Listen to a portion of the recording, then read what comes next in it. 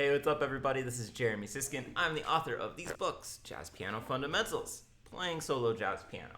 And I'm also inviting you to join me for a 32-session class that I offer through my community college. I'm going to put in a link in the information that you could learn more about that. I have two levels. I have a beginning and an intermediate jazz piano class. But today we're going to do one of my favorite things. We're going to play around with a musical idea. One of the things that I'm often talking with students about, anybody studying this music, is that yes, it's great to transcribe whole solos. It's good to learn licks, although that's not really my favorite thing in the world. But it's just as useful, according to me, to learn and work on concepts and then figure out ways to make those concepts your own. So today, we're going to take just this little brief moment from the very beginning of Benny Green's album Naturally, from the track Love You Madly. Benny just plays this great introduction. And I want to spend 10 minutes or so brainstorming what we could do without writing down a note, just noticing what's happening with that introduction. So here's hoping this technology works. You should be about to hear the beginning of Naturally, the track Love You Madly by Benny Green.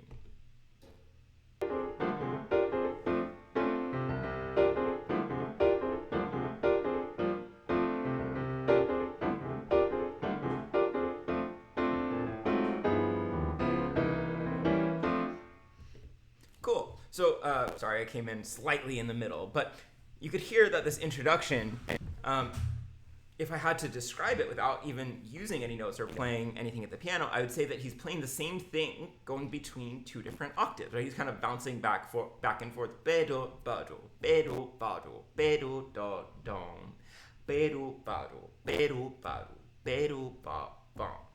So, using that information, I think we could actually do a lot more than, I could write down every single note. It would be something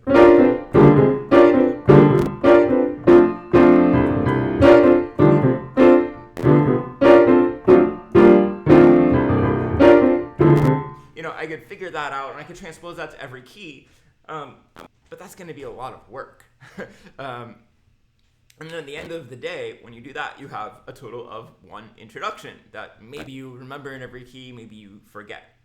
Instead, what I'm going to suggest is let's take that concept, the thing that I described to you, without saying, oh, it's a two-chord, he's using closed position voicings, without all those specifics. Could we create other introductions that use this concept going through playing the same thing, going through different octaves? So let's brainstorm. So let's stay in the key of F. We're in F here for Love You Madly. So how about this? Let's take, for those of you who are like big Oscar Peterson fans, that might remind you of his solo on Have You Met Miss Jones from We Get Requests. But let's take those two chords. And I'm using closed position voicings like Benny. I'm going to keep it close to him for now, but we'll try other things in a second. And let's go back and forth between two different octaves with that idea.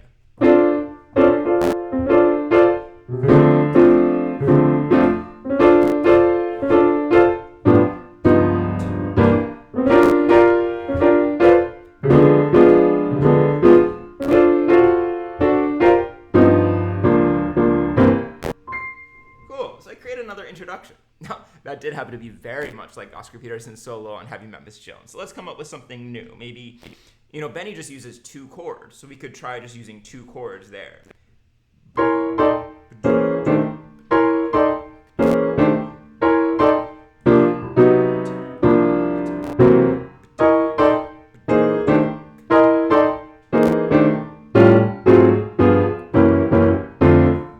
Pretty cool. So I was basically thinking like a 5-chord, like a C7 to an F7 or F major.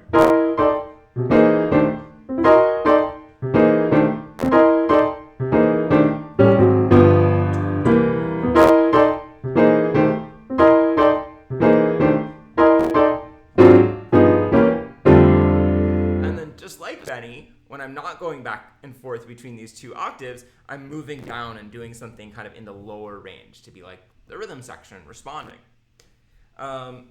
Let's try a different version of just two chords. So let's do a side step, displacing something by a half step and then resolving in.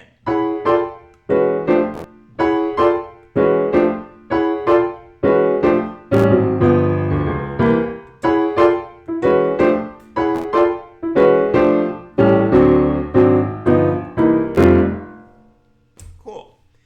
What if, and by the way, those two words, what if, are totally key to this process. You know, I've got this concept, which is let's create an introduction by moving between two different octaves. And then I'm going to ask all of these what if questions. So what if, you know, first I said, okay, you know, what if we stick really close to what Benny does? We use closed position voicings and just two chords. And I said, okay, what if we stick a little bit less close? We use different kinds of voicings, but still just two chords. Let's just go ahead and say, what if we use three chords instead of two?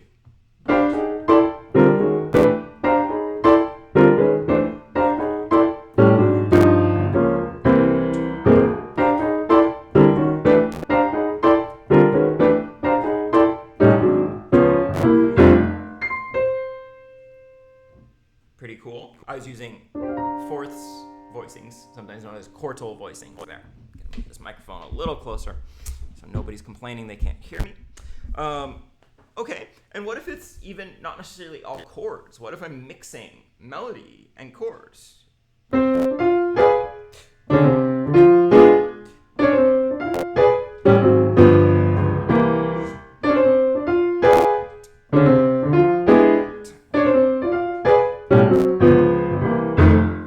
Right, so there I'm playing just octaves and then one chord.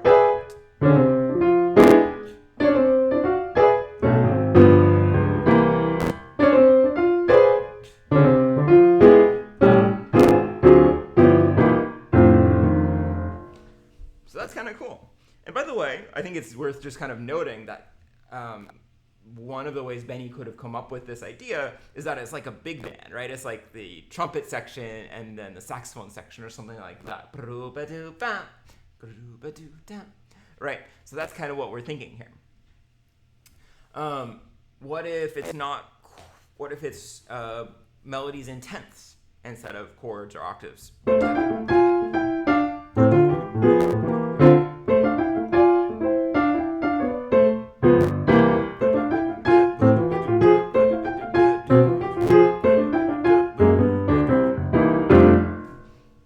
Totally possible, or we could use drop two voicings.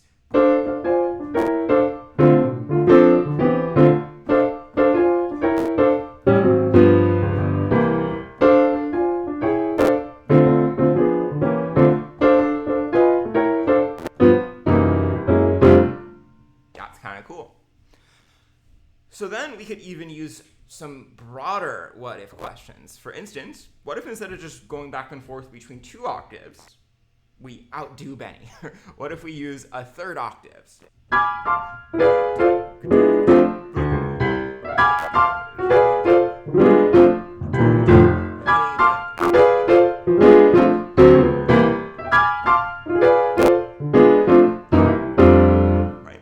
Or how about what if we go up instead of down? We've always been starting at a higher octave. What if the lower thing starts?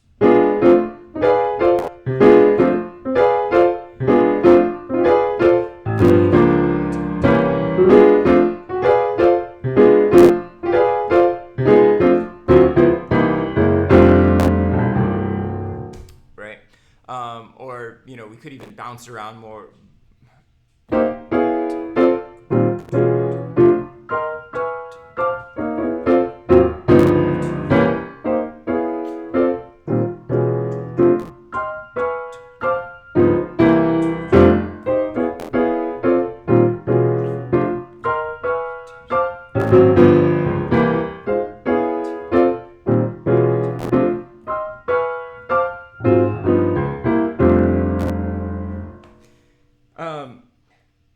Now, as I'm thinking back, I'm getting oriented again with Benny's original, which is... And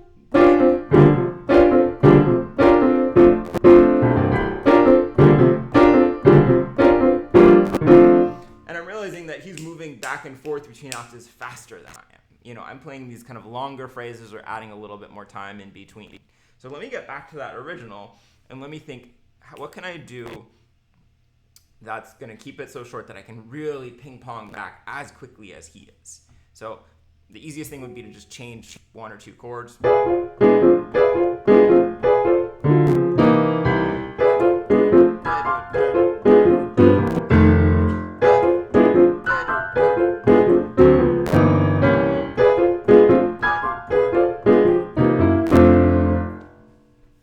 Or let's go with more of a melodic phrase.